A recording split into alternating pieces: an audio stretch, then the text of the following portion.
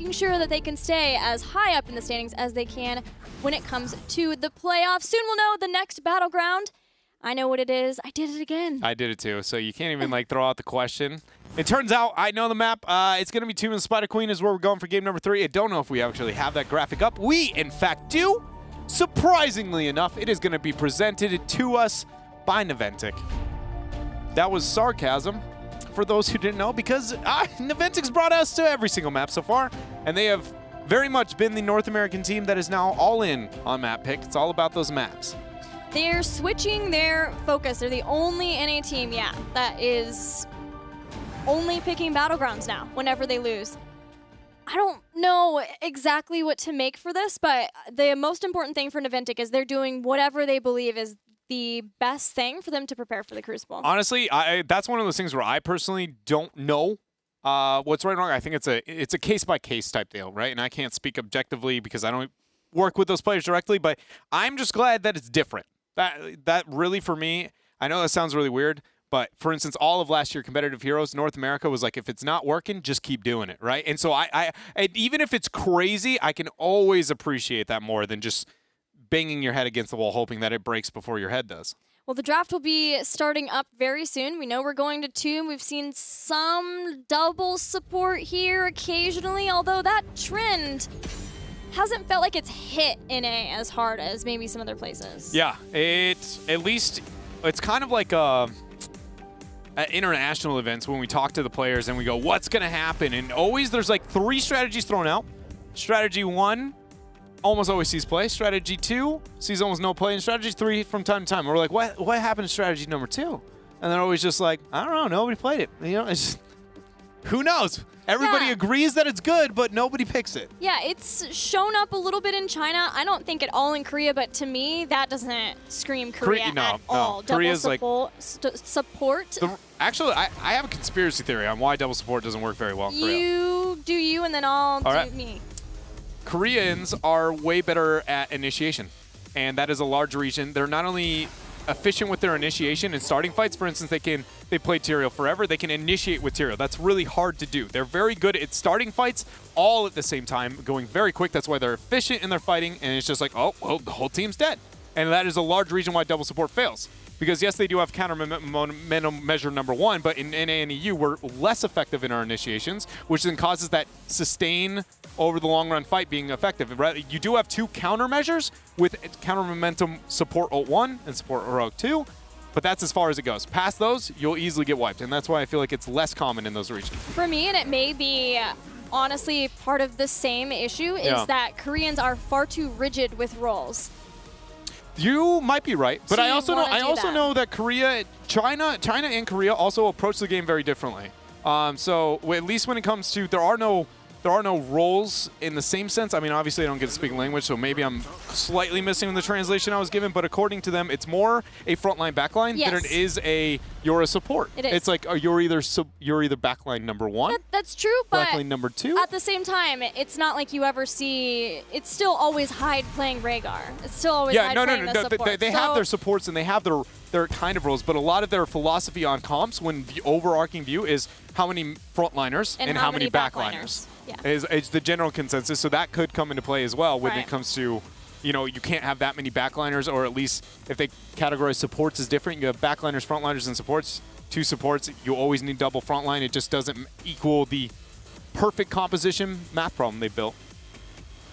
Well, we're at the secondary bans, so let's catch up a bit. Team Naventic has taken Greymane, banned Medivh away from Team 8, who still have a Nubarak, Malfurion, and Chromie this time. So Naventic is trying to focus on a different player. Last time was Prismaticism, now we're looking at Glaurung. That's really...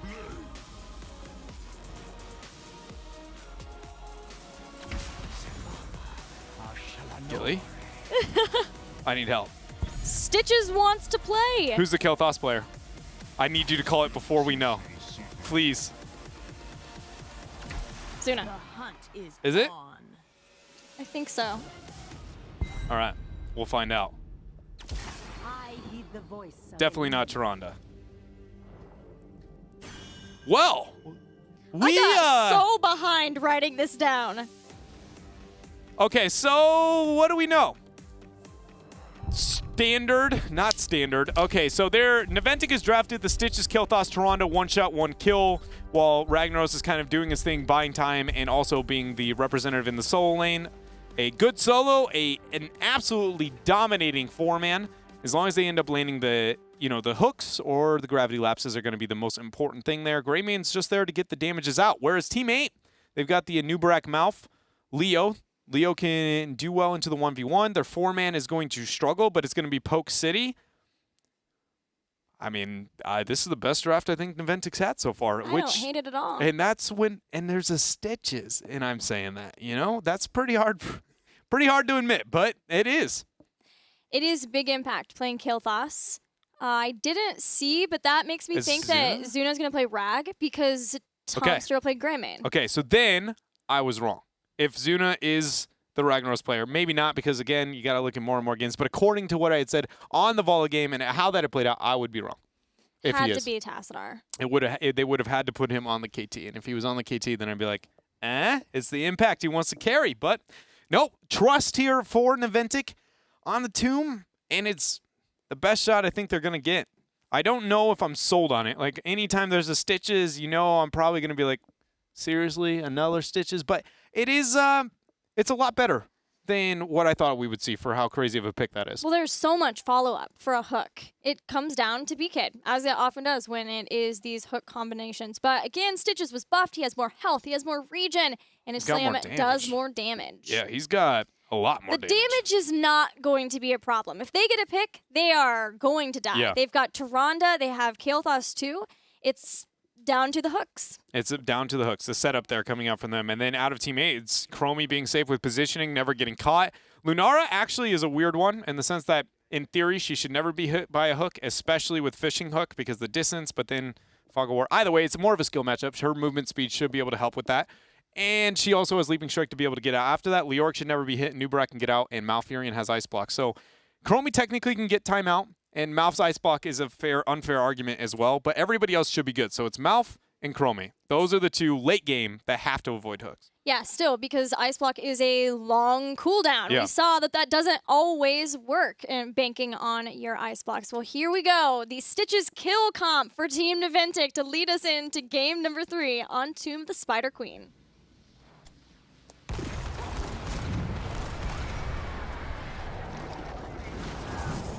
Tomster returning to Greymane.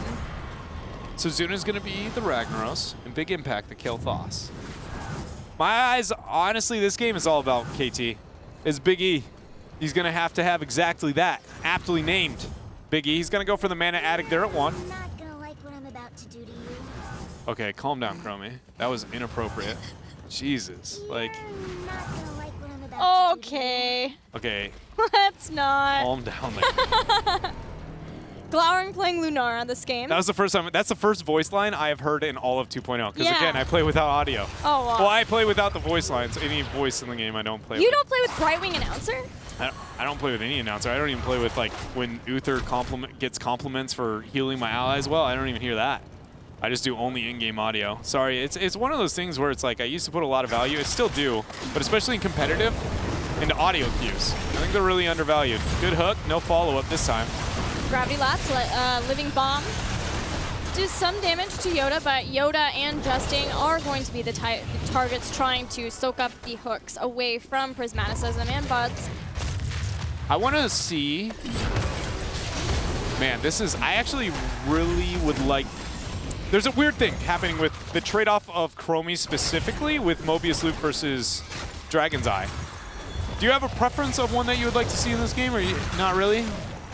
Because what I see happening here is the wave clear going over to Naventic. Naventic wants to win the wave clear really, really hard in their 4-man because that increases the odds of Stitches getting hooks, baiting them out, snowballing the game in their favor with their kill composition. But the Dragon's Eye, going for the bonus damage onto the W would help for the kill potential. They only have a Tyrande. You can make sure that person dies if you go that. But this might be the best case of having Temporal Loop and Dragon's Eye. yeah, but you can make up for it by winning more in the wave clear and one-shotting the backline gems. Tomster caught out. That's going to be first blood over to teammate. Hook not landing again. So far, not too many connecting hooks, and in the 4-man, that's where you see more likely to land hooks. Zuna getting caught out, the root hitting. That is going to be another person falling down here. Obviously, we don't see a lot of solo Tyrande support, and that is because her heals are lacking. She does a lot of damage, and she accentuates your team's damage, but trying to keep your entire team alive through the damage, especially Chromie damage, but Chromie and Lunara damage is going to be hard for Kenma. I think the easy way to put it, especially for anybody who is like, what is this Tyrande hero? You know, popping up at home, and you guys, if you haven't experienced too much of her, Viewer is like a ranged assassin that heals. So it is literally, she can't do the healing role on her own, but the composition that Naventic drafted is very comfortable dying. They are looking you in the eyes and just saying, we're going to die, but you're going to die faster than we do. Yeah, for every kill you get on us, that's going to happen. But the Starfall, the Bile, the Kel'Thas spreading the damage, everything about our comp, we're going to get 2 kills every time you get 1. So rather than playing this 1-for-nothing trade you would with those big mainstream healers, instead it's now a damage race, and Tyrande is the bank to say, we're going to win it. Tyrande is trying to build in to help in the meantime. She has Celestial Attunement, which lowers the mana cost. Yoda gets taken out for another kill for Naventic. The hook was used, though. So now there's not going to be a secondary kill potential. They had an opportunity, and Justin still has Burrow Charge. Zuna. Dragon's Breath. Zuna goes down. It's a 1-for-1 so far. Kim is in trouble, slowed down and taken out by Prismaticism. Dragon's Breath again. But B-Kid is far tankier than the squishy Tyrande, who did also take Healing Ward. So this is not, when we had a solo support Tyrande, I don't know what you say, the brief bout of that was more of the Empower build, trying to make sure that she had her heal up more often. But this so far is having Healing Ward and Celestial Attunement to reduce the mana cost. Yeah, so she's like trying to make up for healing, which is, again, kind of counterintuitive to the metaphor I attempted to give before, right? So it's like taking a less from the damage and trying to make more and more up for that healing versus the original. And I don't know if I want to say original or mainstream because it's a little bit hard on these tier 3 niche heroes, but I would say the composition, the build we see normally out of her in the comp styles are using your owl to poke your opponent down to not only delay objectives, but get them low enough to where, again, you can win in that race, whereas this is we're only looking for hooks, and I'm only a follow-up, and in the downtime, I'm going to be healing out the Chromie poke. Well, things may get, or will get easier for Kenma as Mana Addict completes. There's Catching Fire 2. Ragnaros may even get Cauterized Wounds if he feels like there's not enough stuns for Team 8 to want you to get Resilient Flame. Cauterized Wounds does have that extra healing from Empower Sulfurous. Hook, Cleanse. Pre-cleanse. Nice. It's been a while since we've seen one of those. Purely based on the fact that it's just not pre-cleanses, because, by the way, I didn't call it out, but Bloods had an amazing pre-cleanse in the last game on a Karrakin combo. But more so on this one, Yoda's down. So is anybody else die is a real question. Hook. Tyrande. Dodge the Lunar Flare. Now the turnaround can come in. Justine goes in, follow-up damage, Impale knocks Tyrande in the air, but without Leoric to try to slow down and get extra kills. Right before Yoda respawns, Team Naventic will back off. One really cool thing about this game for Team 8 in the draft, hold on a minute. Somehow Leo Wraith walked out, and he's doing fine for now with the heals. I was like, there's no way he survives this, right? It's the fact that, so when you have this comp that Naventic has with this, if you show up in the Shrub, for instance, if you walk into a party Shrub for an event, you die. There is no question mark point, and if you didn't die, somebody severely misplayed, like really messed up, did not even touch the keyboard. And so, well, another pick. Trying to use his Q to get him healed back up, but this poison damage getting through his health bar, and it wasn't enough, but at least the team will swap out, and that was 22 gems that cannot be picked up from Team 8. Yeah, that is going to be... never mind. Yoda was faster than I thought. It's the motorcycle, man. Rev it up nice and good. Blue Web Weavers, Naventics. We're going to be pushing out. They're a ways out from 10 still. This is... So the fact that we see the slowing sands and not that all-in kill potential, I really would have liked to see. Because again, Naventic with their party shrub, with the threat of the single target blow up that I was referring to before, what I think is cool is that they have Yoda. Leoric is one of the coolest heroes as a weird late game soft counter to Naventic's draft, based on the fact that he's one of the only heroes that when you really need to check something, you can just throw the Leoric at it. They'll all in him. And then you can either Wraith Walk very, very early before they get it, bait all the cooldowns, or you just take it, use the clone to scout, and nobody else can do that, right? To come back and be like, oh, we didn't just lose somebody for 60 seconds and give up whatever objective is scouting. Yeah. Leoric actually goes, nah, dude, I got this in ghost form. Bile was the choice for Stitches. Yeah, Cocoon too. Again, trying to separate out, you know, maybe Justin can try to, well, he's using one now. Prismaticism's here. There's Slowing Malfurion Sands. coming in, and should be The in trap range after. for Ring. Got Now him. the roots. Helping hand. Gravity Labs on to Nubarak. Not the best target, but Big E eating so much damage. Kenma as well. Thompson trying to get Glaro. Strike. He almost had it. Sulfuras smash. Lunara's down. It's a 1-for-1 on the damage dealers. Yoda slowly being taken down. So is B-Kid. Warrior versus Warrior. And both will drop. Twilight Dream, the bait. The bait is right. That is a 5-man kill. Justin's got it in a second, or at least Butts with a root. There's no way he makes it. There we go. 5-for-0 kill. Over to teammate.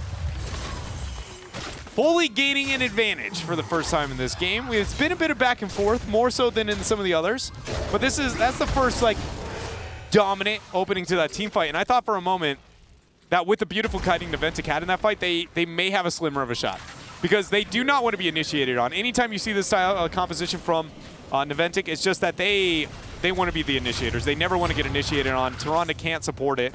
And we saw there, but they cut it out so beautifully, they almost did it. And even when things were terrible for Team 8, Naventic lost the fight. Well, that was a force on cleanse. As long as Naventic can wait out until the next hook, they may be able to get a kill this time from it.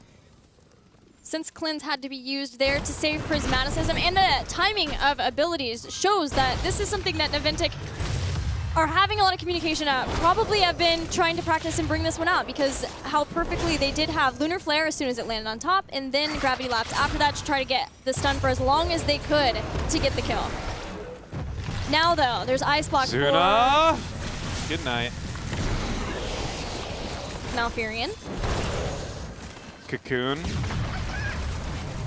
Slowing Sands there too. Super deleted is Kenma and Yoda. Wraith Walk away from the damage. It's just falling apart for Naventic here. It really is. It feels like it, at least from my side of things here. All the rotations, everybody, you know, we saw the composition that is the most straightforward to run out of Naventic, and almost no times do we even see what the comp is built for, even attempt it, right? That's the thing that's scary for me. Thompson was playing Ring Around the Rosie with Team 8 and was on the bad side of that. Just in time for Team Naventic to spawn. You could see he accepted his fate, trying to go back in and at least maybe getting the tower down to give his team the 13 talents they need to once again try to claw themselves back into a game. Red Web Weavers will be descending to try to take out the remaining forts for Team Naventic and further teammates' lead. Where does it stop for Naventic here in this game? Are they going to be able to get the hook they want? In this downtime where you can predict the rotations of Team 8, this might be a better time to be able to bank it over one of those walls. They see the members on bottom. Time Trap stops him for now. Throws out the Wisp. Let's figure it out. What's going to happen? We still have a Molten Core up here. 16 will not be achieved after this front wall purely off only it, but by the Web Weavers through top and mid, they will be able to pick up the 16. Because someone's in this cocoon, and teammate is setting up, so is Molten Core. But Glaurung will hop right over Greymane to get the kill as Molten Core comes out to defend. And the whole time, teammate has kept Naventic in the bottom lane while the mid and top Web Weavers start sieging the forts. Teammate looking at 16. Yeah, and you know, this is, I think, a bit of a history lesson when it comes to metas and heroes and everything of the like with this Tyrande composition, because what we experience out of Team 8 is obviously we know Naventic took a risk in this draft. It's something that's still played at time to time in Europe, but it is very focused on hook, gravity lap, stun, kill. And it's a rinse and repeat thing that we're yet to be able to see come to light here in this game, but it's more of why do we not see more of this composition from Naventic? And I think Teammate gives a prime example here. One cocoon, and there's not a single thing any member of Naventic can do about it other than Beakhead. And that is him just surviving. But there is not enough defensive tools, there's not enough healing, there's not enough damage in the world for anybody to survive these cocoons. It's important to note that Teammate's positioning has been very good to stop this too. Yoda and Justing are always in front of the team. They use things like Wisp, anything they can to make sure to block, even making sure to stay behind the minion waves. Now Beacon has used his Bile. Tomster trying to see if he can get a kill on Butts. And Toon hits, catches Tomster and Beakid, who are starting to take damage. Leaping strike over. 2 stuns, 2 deleted. And there is going to be Yoda slowing everyone down there with this Q. Kenma ends up falling, big impact quick after. The question is, does the 5th survive? Man, Glorong, the heals, he lives! And Zuna managed to last for a couple seconds longer, and that is 5 for nothing. Once again, 20-7 in kills. Team A here is just wiping the floor. They've got a boss. They've got to turn in. They've got what could be game in their hands now. Yeah, they have a 3-level lead over Team Naventic in Game 3. Only a keep standing between them and destruction of Team Naventic's core. Thankfully for Naventic, it is still lesser respawn timers, given that they are so far down in this game. The boss. I love it.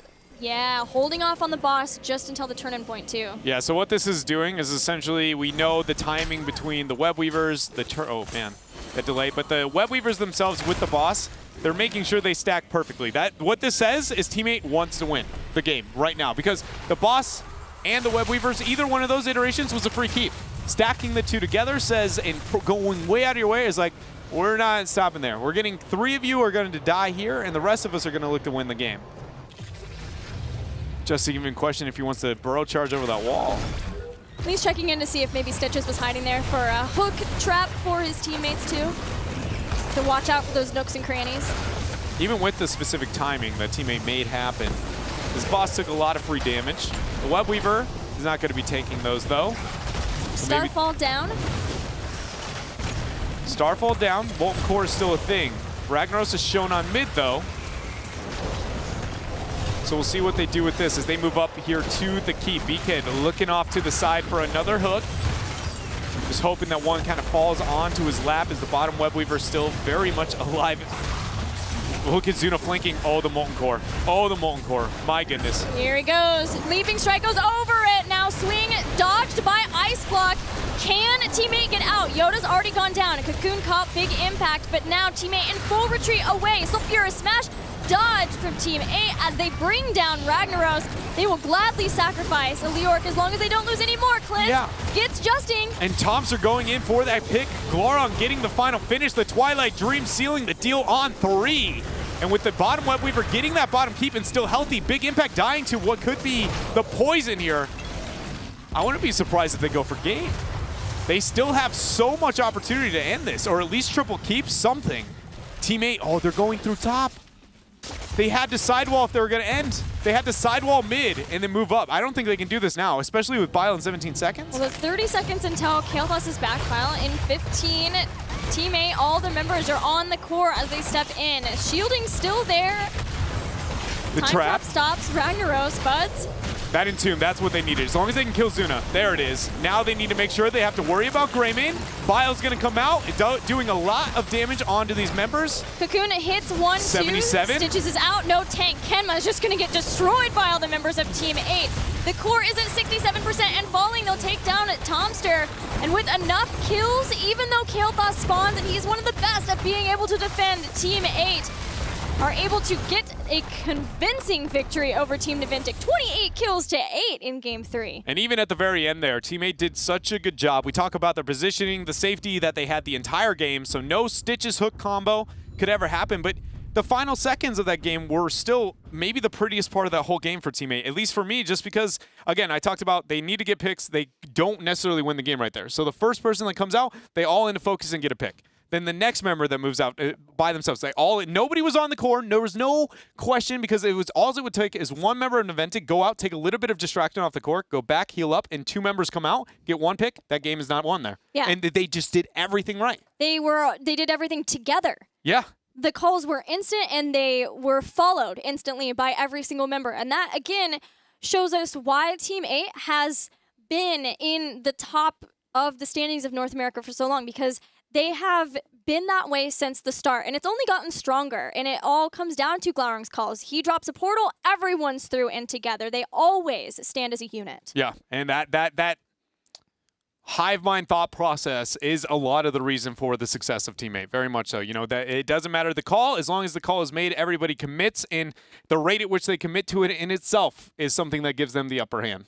Well, Team Naventic now suffering a loss, but they do know already that they will be going to the Crucible, so doing everything they can, using this time as practice is the biggest thing that Team Naventic can take away from this. Yeah, they very much can, and that is going to be it. You know, it's drafting, it's about just bettering themselves as a group of players. There is no major point of recovery, or even, I feel like even out of that last series, I cannot see too many things out of that versus like cross-comparing Naventic here versus Tempo Storm. I didn't feel like it was even the same squad there, so maybe trying to figure out why was there a slight drop-off here against Team 8. Yeah, and whether it was a difference of Naventic or a difference between opponents, maybe having a harder time with the type of play style that Team 8 has brought to the North American HGC.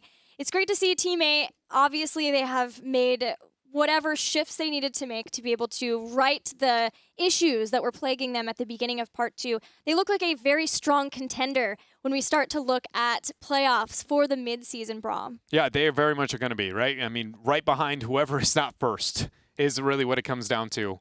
And it's going to be awesome to really see them scrap it out. I honestly, for me, one thing, I know this sounds weird, but Teammates, the one team where it's like, if I could put them in the bottom of the ladder, I will want them to be there, because I just feel like if you would watch them play every single team, you would see a different version of them, right? Like just slightly different, whereas I don't think you would for others, right? If you took Tempo off the top and put them at the bottom, the odds of them just going, okay, well, here's another game, and here's another game, and it's like, oh, congratulations, Tempo's back. But Team 8, I feel like you would see them like evolve as they move forward. I wish we had an alternate universe where we could just kind of pluck them down. Well, I'm sure they're very happy with where they are sitting, especially after that win. And speaking of Team 8, we have Glaurung here. Hey, buddy, congratulations. Nice, easy 3-0 victory for you guys. Was there any issues at all that you felt? What did you think of that draft of Game 3 from Naventic? I don't know. That series was a clown fiesta. I think we definitely didn't play as clean as we should have. I think we got drafts that we wanted, and like there's big room for improvement. I think we just got to work on like playing back on the stage. It's not a real stage, but you know what I mean. Yeah. And that'll help us a lot.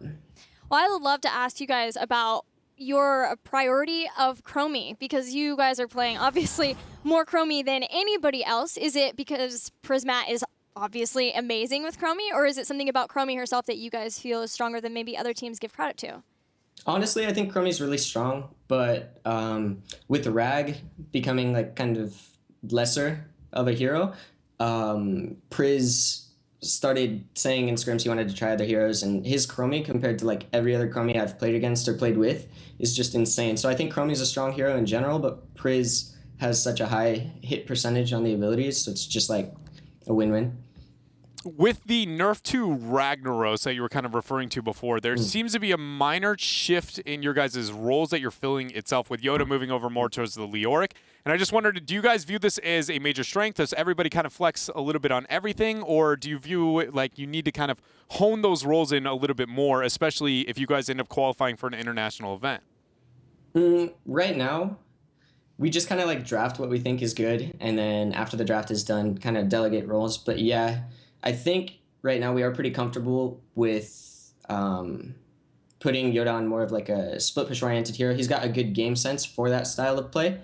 And it's also easier for me because if I'm on heroes that's constantly grouping up with your main group, it's easier to like watch the game and sort of control the flow.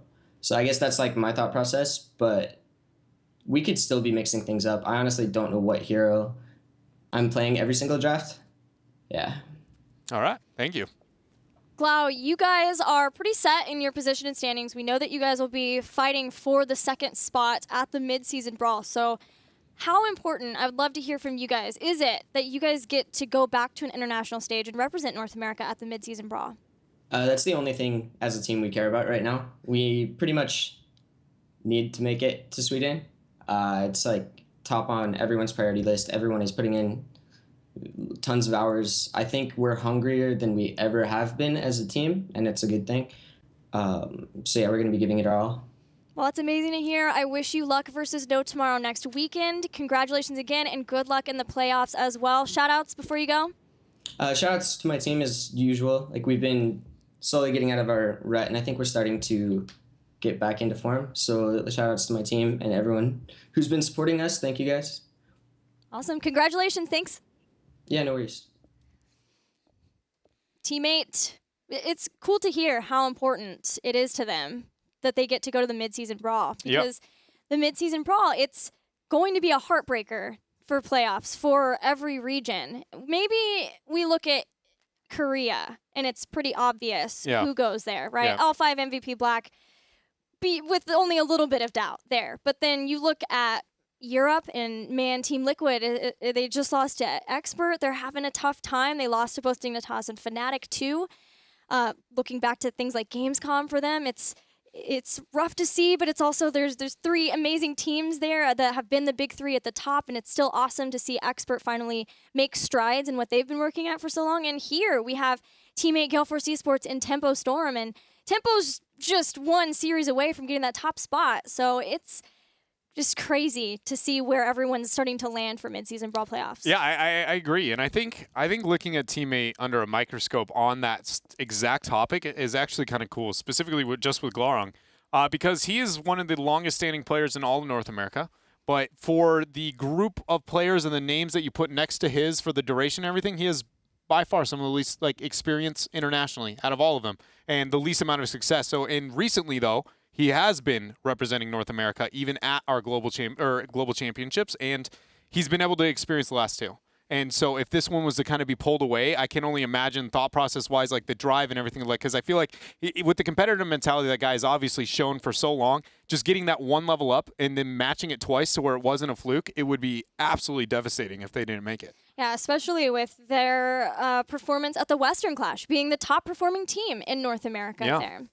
Well, now let's check in with the standings one last time of North America. After seeing that series, not too much again changing. Teammate still can take 2nd place away from Gale Force Esports, but it comes down to a lot, especially the series for tomorrow between Tempo and Gale Force Esports. Yeah, sorry, we often would try and let you guys know exactly the circumstances for every team to get swapped out of the next, but when it really comes down to it, when you inspect it, there's a lot of factors. Yeah. You think you figured out the answer, and then you think about the next week's matchups, and it messes everybody else up again to where you're like, okay, so my original thought process was not totally right. But yes, we know it is possible for, obviously, the replacement between Teammate and Gale Force, but the specifics probably won't have until tomorrow. Right. Team 8 was never able to claim 1st place. And even for Gale Force coming into this weekend, it was insane. It is. But they made the first step. They beat B-Step. They would have to beat Tempo tomorrow, and then Tempo has to lose to B-Step next weekend. But it is still possible. It is.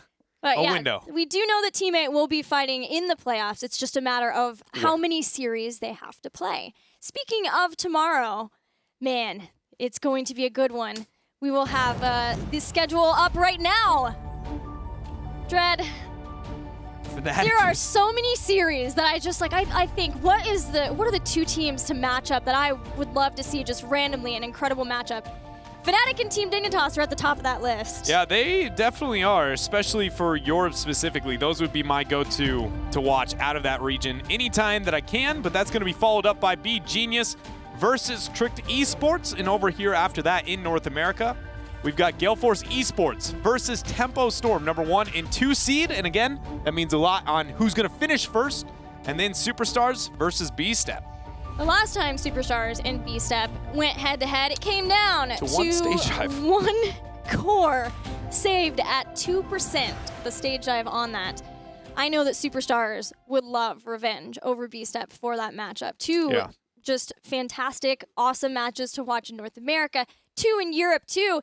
And don't forget, before that, HGC Korea is going on, and that is L5 versus MVP Black. I know I'll be waking up early just to make sure I get to watch that series. It's got to be hard, man. You guys at home almost have near 24 hours worth of Heroes coverage. A lot to take in, but trust me when I say that it's all very much worth it. Oh, they know. They know. Thank you guys so much for hanging out with us once again here at the Heroes Global